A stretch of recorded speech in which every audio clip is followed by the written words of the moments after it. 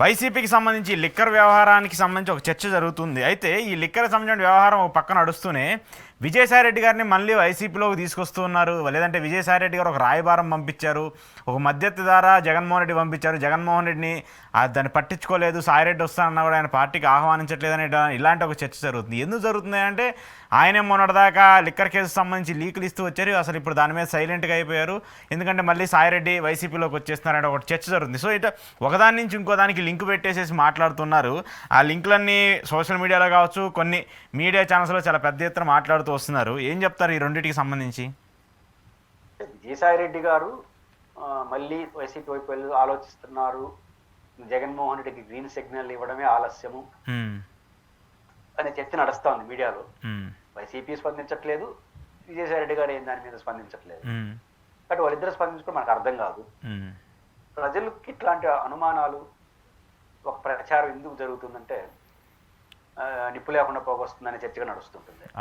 విజయసాయిరెడ్డి గారు వెళ్ళేటప్పుడు అత్యంత విశ్వాసాన్ని జగన్మోహన్ రెడ్డి గారి పట్ల, భారతి గారి పట్ల ప్రకటించారు. అత్యంత విశ్వాసం ప్రకటించి వాళ్ళు బాగుండాలని కోరుకున్నాడు. ఈరోజు కూడా అదే మాట్లాడుతున్నాడు. ఆయన ఫైటింగ్ మొత్తం ఆయన చుట్టూ ఉన్న కోటర మీదనే తప్ప జగన్ గారిని, భారతి గారిని ఏ రోజు ఒక మాట పంపించి వాళ్ళ పేర్లు చెప్పి వాళ్ళు చాలా గొప్ప వాళ్ళు థ్యాంక్స్ చెప్పిపోయాడు.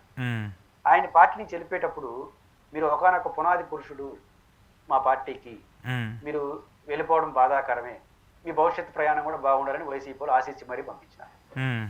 ఇప్పుడు కూడా విజయసాయిరెడ్డిని ఆరోపిస్తే ఇంక పార్టీ నుంచి వెళ్ళిపోయిన ఆయన అంతకు మించి ఏం మాట్లాడతాలి అని వేస్తున్నారు. ఎదురు దాడి చేయట్లేదు. విజయసాయిరెడ్డి గారు కూడా కసిరెడ్డి లేకపోతే కోటరే చుట్టూ తప్ప ఇంకెవరి మీద విమర్శలు చేయట్లేదు. ఇట్లాంటి వార్తలు వచ్చినప్పుడు ఆయన ఖండించట్లేదు. ఈ కారణాల రీత్యా మళ్ళీ వస్తాడేమో అని అంచనాకి ప్రజలు వస్తున్నారు. ఏం జరుగుతున్నది వాళ్ళు ఇదే చెప్పాలి. జగన్మోహన్ రెడ్డి గారు అలౌ చేయట్లేదని ఇంకా నిర్ణయం తీసుకునే చర్చ నడుస్తుంది. జనరల్ గా జగన్మోహన్ రెడ్డి గారు వెళ్ళిపోయిన వాళ్ళ పట్ల సానుభూతి చూపడు. జనరల్ గా వాళ్ళవి వస్తే మళ్ళీ పరిశీలిస్తారని తెలియదు కానీ ఆయన పెద్ద పట్టించుకోడు. ఆయనే ఫోర్స్ తీసుకొని రప్పించే ప్రయత్నం చేయరంటారు. వాళ్ళు అసంతృప్తి వ్యక్తం చేస్తే ఇంట్లో మాట్లాడితే అన్ని ఒప్పుకుంటాడు, మాట్లాడతాడు, ఆయన చేసింది చేస్తాడు. ఒక్కసారి గీత దాటేస్తే మళ్ళీ పట్టించుకోడు. గీత దాటాలు నిర్ణయించుకున్న సచ్చిరాడు జరపడు. అది మంచిదని నేను అన్నా. అట్లాంటి ఆయన అభిప్రాయం ఉంది ఆయన పైన. కాబట్టి విజయసాయిరెడ్డి గారి పైన ఒక కామెంట్ కూడా చేసేసాడు ఆయన ఎన్నికల్లో ఒక ప్రెస్ మీట్ లో. కాబట్టి విజయసాయిరెడ్డి గారు హంబుల్ గా వచ్చి జగన్మోహన్ రెడ్డి గారు ఏమైనా పునరాలోచన చేస్తే తప్ప ఈ జరుగుతుందని నేను అనుకోను. జగన్మోహన్ రెడ్డి గారు ఇప్పుడు అది ఈ దశలో అది జరిగే పరిస్థితి కనపడట్లేదు. ఇంకేదైనా ఎన్నికల టైం వచ్చి అలా మాట్లాడితే తప్ప అప్పటి వరకు అయితే ఉండదు అనుకుంటున్నారు. వ్యక్తిగత అనుబంధాలతో రావాల్సి తప్ప ఎన్నికలతో రాదు. ఎందుకంటే విజయసాయి జగన్ నామ స్మరణే వైసీపీ.